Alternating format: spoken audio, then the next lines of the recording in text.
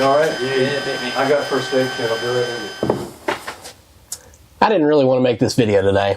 I didn't really want to make this video any day. But here we are, talking about safety.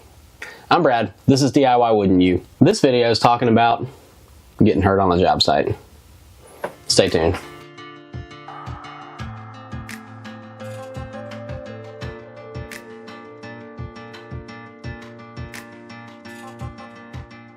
Overall, I've been fairly fortunate over the last 3 years that I've been working for myself not to get injured that bad on a job site. I've had a couple little things here and there that weren't great, but nothing that actually made it to where I could not physically go to work until 2 days ago. Let me tell you a story. Today's Wednesday.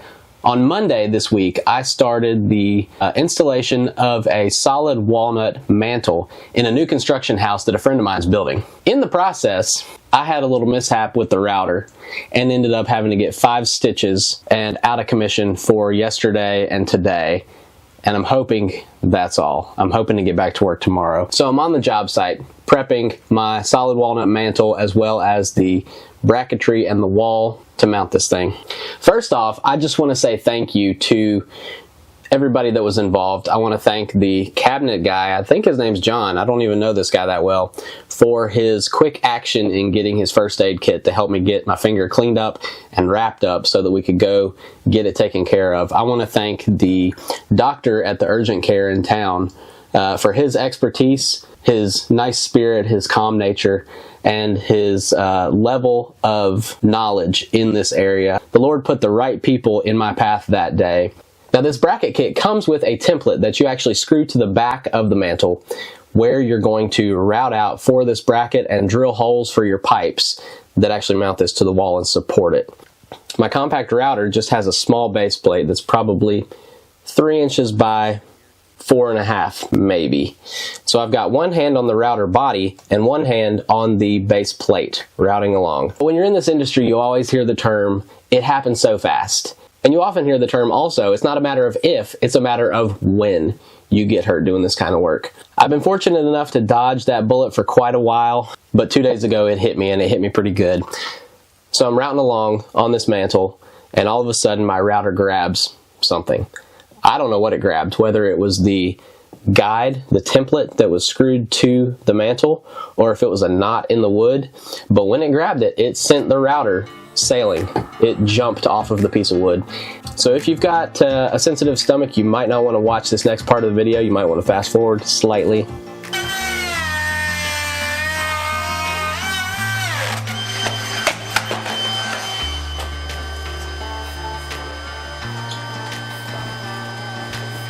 You alright? It bit me. Yeah, it bit me. I got first aid kit. I'll be right with you. Thank you.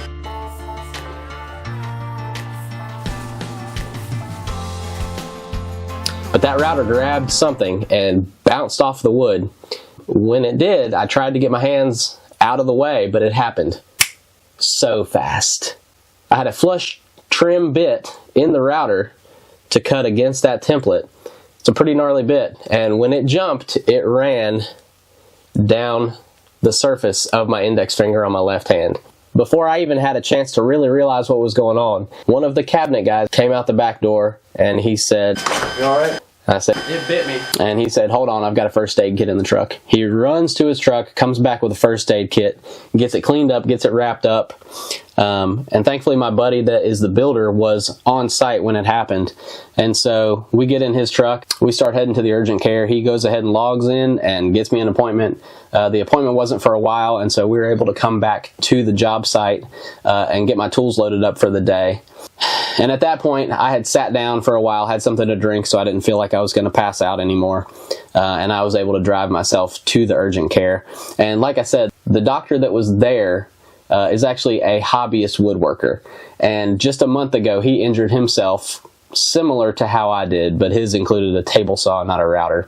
And so he was very familiar with this kind of injury, and obviously he's seen it before. He said that he was an orthopedic surgeon and he was in surgery for about 40 years, and so he's seen a lot of stuff. He was knowledgeable enough to know with this injury, it was so gnarly that he wasn't going to be able to numb it at the injury. He actually had to numb my entire finger from the knuckle down.